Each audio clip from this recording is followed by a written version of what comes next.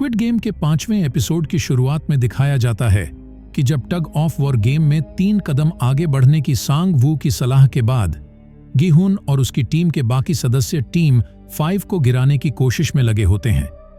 Team 5 अपनी पकड़ फिर से हासिल करने में नाकाम हो जाती है, जिसके बाद गी-हुन और उनकी टीम अपने विरोधियों को आसानी से गिराकर गेम जीत जाती है और टीम 5 के सभी खिलाड़ियों की मौत हो जाती है।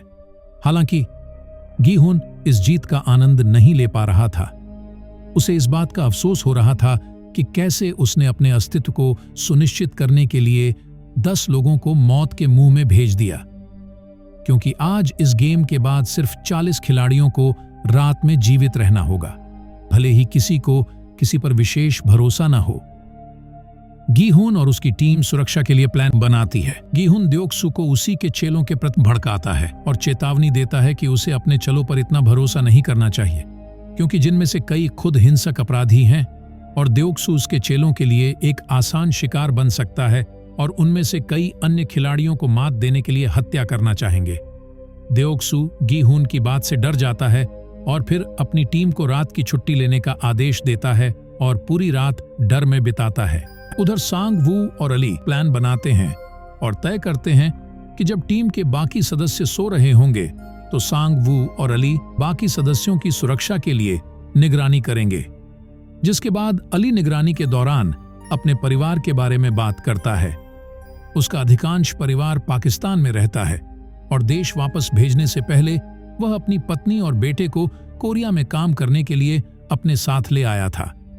एक गरीब और ना ज्यादा पैसे होने के कारण उसमें गेम में भाग लेने की इच्छा पैदा हुई ताकि वह अपने परिवार की अच्छी परवरिश कर सके। इस सब के दौरान गी-हुन और प्लेयर 001 अपने अपने कुछ इतिहास की बातें करते हैं। गी-हुन कार के पुर्जे बनाने वाली एक फैक्ट्री में काम करता था, लेकिन फिर कंपनी के उच्च अधिकारियों के कारण उसे नौकरी से निकाल दिया गया।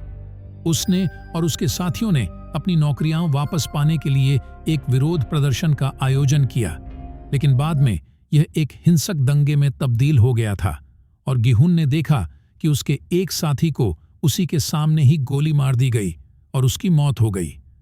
उसी समय के दौरान उसकी पूर्व पत्नी को लेबर पीड़ा शुरू हो गई और किसी तरह उसकी बेटी गा-योंग को जन्म दिया, क्योंकि उसके पास ऑपरेशन के लिए पैसे तक नहीं थे।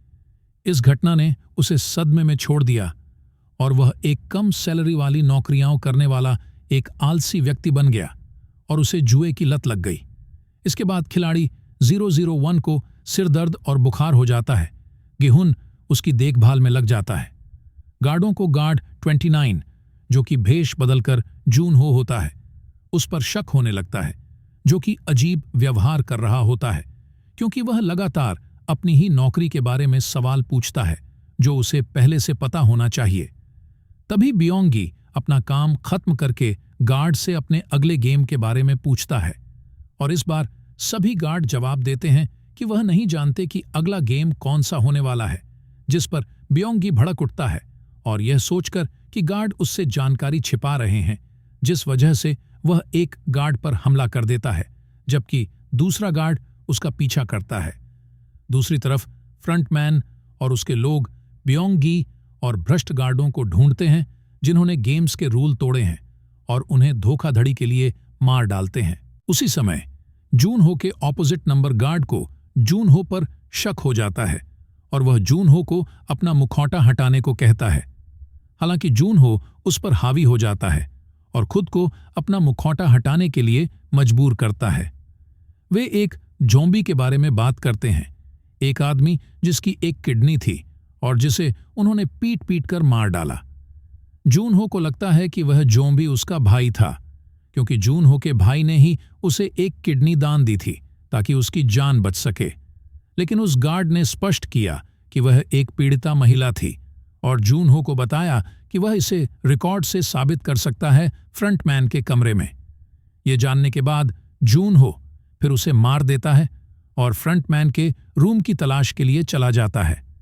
जून-हो फ्रंटमैन के ऑफिस में घुस जाता है और उसे ईयर 1988 के स्क्विड गेम के रिकॉर्ड वाला एक बड़ा कमरा मिलता है और तभी उसे पता चलता है कि उसके भाई ह्वांग इन-हो ने ईयर 2015 में स्क्विड गेम जीता था और यहीं पर हमारे स्क्विड गेम का 5वां एपिसोड भी समाप्त हो जाता है।